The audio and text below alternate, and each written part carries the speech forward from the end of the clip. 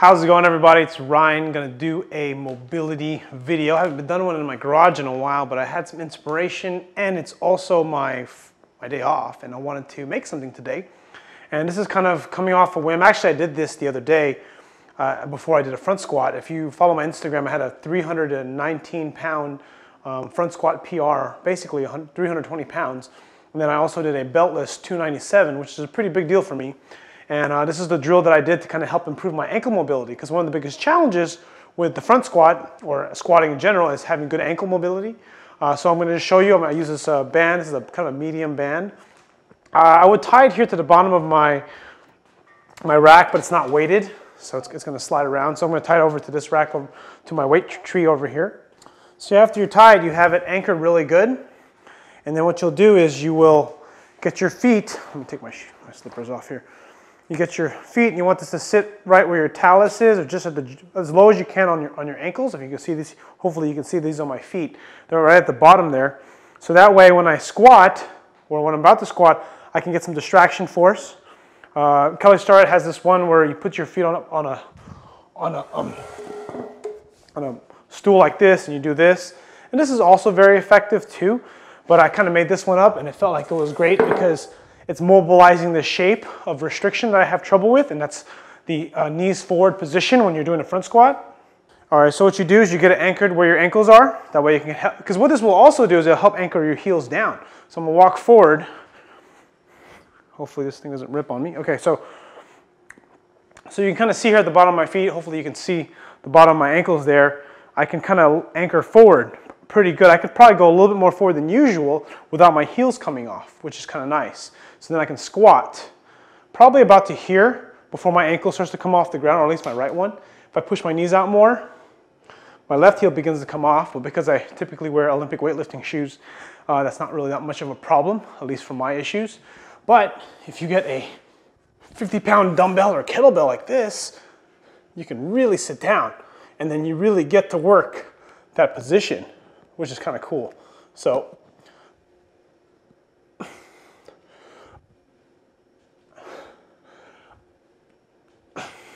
you can walk more forward.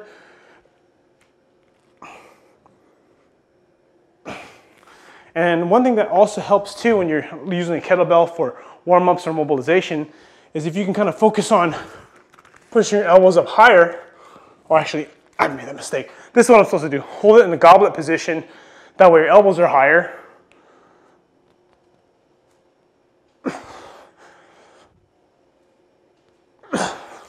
Nothing's perfect, but it's a little easier to maneuver a kettlebell than it is to maneuver a barbell.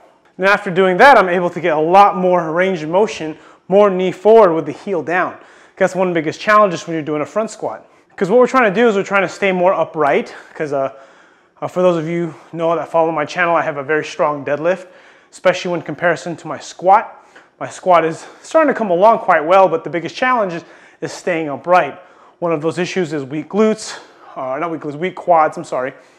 Weak quads, it could be weak glutes too, but typically weak quads, and also weak lower back core strength and thoracic extension strength, upper back strength. And I was thinking about doing front squats. A particular article by Greg Nuckols talking about how front squats work your lower back more than low bar squats, and you have to kind of understand the context. I'll link the article below, but it's pretty interesting. So it got me thinking, you know, because Max Aida is a pretty beast of a lifter, and I saw this front squat from a 138-pound female Chinese lifter, world champion though, front squat 330 pounds for a double. I'm just thinking, I'm 200 pounds. I should be able to front squat 330. So I got close. I was like, damn it, I'm gonna do this.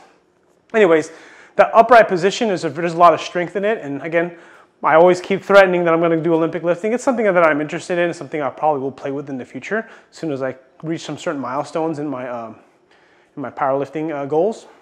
But the thing to keep in mind, big takeaway I got from the article, at least in my perception, was that staying upright, there's a lot of strength in being upright. I mean, obviously, powerlifters and Olympic lifters at the highest level are a lot different, simply because of just the way mechanics are, the way people are built, and just the way they train over the course of decades. But my thing is that, you know what? I want to be able to be good in that position. I want to be able to stay more upright because that's ultimately my problem.